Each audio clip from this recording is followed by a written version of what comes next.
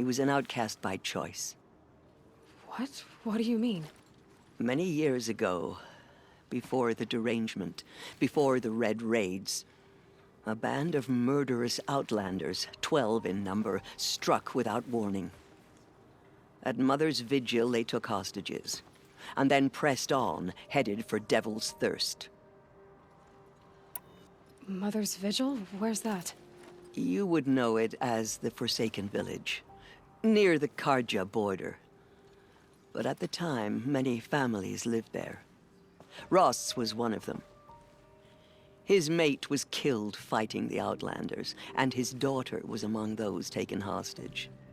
His daughter? What was her name? Alana. She was just 6 years old. Nora Braves couldn't stop 12 Outlanders? Or rescue the hostages? It was quite impossible. We outnumbered them, but every time a brave came within bowshot, the Outlanders killed a hostage. What did they come here to do? That was never discovered. We couldn't track closely enough to observe them. We know they camped beyond Devil's Thirst for 2 days. There were reports of strange noises.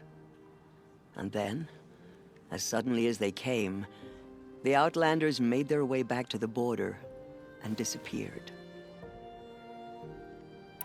What happened to Rost's daughter? She was killed? Rost was one of the braves who tracked the Outlanders, keeping his distance. There were 6 hostages still alive when they reached the border, Alana among them. Rather than release them, the Outlanders slit their throats and left the corpses just across the border, mocking us. Why? Cruelty. They knew the faithful Nora would not leave the sacred land to collect the bodies, let alone pursue them. They thought themselves safe from our vengeance. Are you saying that Rost went after them? That he became an exile? No. Rost was beside himself with grief, but even so, he would never have broken taboo. Then what did he do? He called upon the most terrible and secret rite of the Nora tribe. He begged to be made a Death Seeker. A Death Seeker? What is that?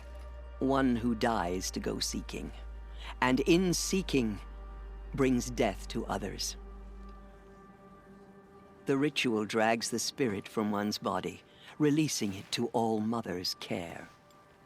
The heart beats, the mind thinks, but the spirit has moved on. I don't understand. Rost went after the Outlanders, but his spirit never left. It remained here with All Mother. He gathered the bodies of the slain and returned them. And then he set out in pursuit, not as an exile, but a weapon of vengeance. A barbed arrow shot from a bow, never to return. But Rost did return. Yes. A full year later, and terribly wounded. He collapsed at the border of the sacred land. A hunting party came upon him. He was delirious, in agony. By law, he should have died where he lay. But one of the hunters broke taboo, and reaching across the border, she dragged him to our side. Who was she? A brave who'd lost a mate and 2 sons to the very Outlanders that Rost pursued. So Rost never finished his mission? To the contrary, he killed all 12. Tracked them to disparate places the world over, he said. Meridian, Ban-Ur, the Claim, Utaru Land, further even, into the Forbidden West. The last he killed nearly got the best of him. Wounded, he stumbled and crawled back to us, hoping to die as close to the sacred land as he could. He never expected nor asked to be dragged across the border and nursed back to health. That was done to him, leaving us, the matriarchs, in a difficult position. Why couldn't you just welcome him back? Rost had been made a Death Seeker, Aloy. He no longer had any place among the tribe. By law, he should have been driven back out. But we couldn't bring ourselves to do that, so we offered a compromise. You made him an outcast. Yes. We offered to do so on the condition he never speak to anyone of this exception. After all he did, all he suffered, to be declared an outcast was his reward. Rost was overjoyed. He never expected to live another day in the sacred land, let alone the embrace, so close to the goddess. He resolved to spend the rest of his days in solitude, and was happy to do so. But then you found me, and gave me to him. Yes. Another compromise. The matriarchs feared you, and would not let you be raised by the tribe. And so we turned to Rost. I knew that he would take care of you, bring you up, teach you to worship All-Mother and respect the ways of the tribe. He certainly tried anyway. You took a man who'd lost his daughter and made him raise an infant girl? Doesn't that strike you as callous? I'm inclined to think the course of events has shown the wisdom of our choice.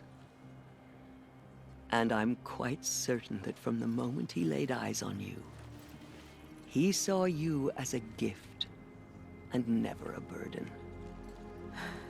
All right, Teersa, that's quite a story. It's time for me to move on. I thank you for doing what you could to help me through the years, and for telling me Rost's story. I wish I could have done more, but I am just one woman. As am I. No need to sell ourselves short. Oh, thank you, Aloy. I will pray for you. Okay, I guess it can't hurt. Beyond the sacred land, can one woman